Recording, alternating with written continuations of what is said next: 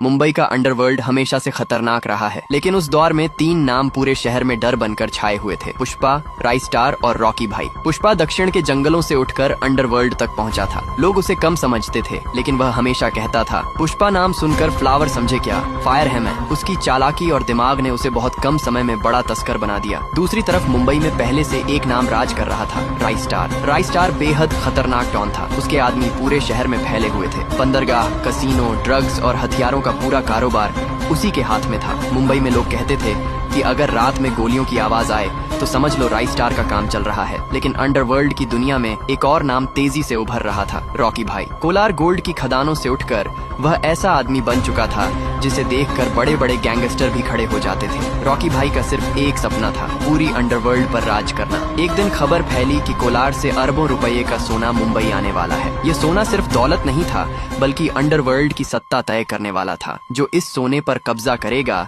वही पूरे अंडरवर्ल्ड का असली बादशाह बनेगा। सोने की खेप मुंबई के पुराने बंदरगाह पर पहुंचने वाली थी। रात के अंधेरे में वहां तीनों अपने अपने गैंग के साथ पहुंच गए। सबसे पहले राइस्टार बोला, मुंबई में बिना मेरी इजाजत कोई कारोबार नहीं करता, ये सोना मेरा है। पुष्पा मुस्कुराया और बोला, झुकने का नहीं। तभी धुएं के बीच से भारी कदमों की आवाज आई। सभी की नजरें उस तरफ घूम गई। अंधेरे से एक आदमी बाहर आया, रॉकी भाई। उसने सिगरेट जलाते हुए कहा, अंडरवर्ल्ड में 3 लोग राज नहीं करते, यहाँ सिर्फ एक बादशाह होता है। इतना कहते ही गोलियां चलने लगी। पूरा बंदरगाह युद्ध का मैदान बन गया। कुछ ही देर में चारों तरफ लाशें बिखर गईं। सुबह जब सूरज निकला तो बंदरगाह पर सन्नाटा था। सोने की पूरी खेप गायब थी और शहर में सिर्फ एक नाम गूंज रहा था, रॉकी भाई। लेकिन दूर खड़ा पुष्पा हल्का सा मुस्कुरा रहा था, क्योंकि उसे पता था कि असली खेल अभी बाकी है। बंदरगाह की उस रात के बाद पूरे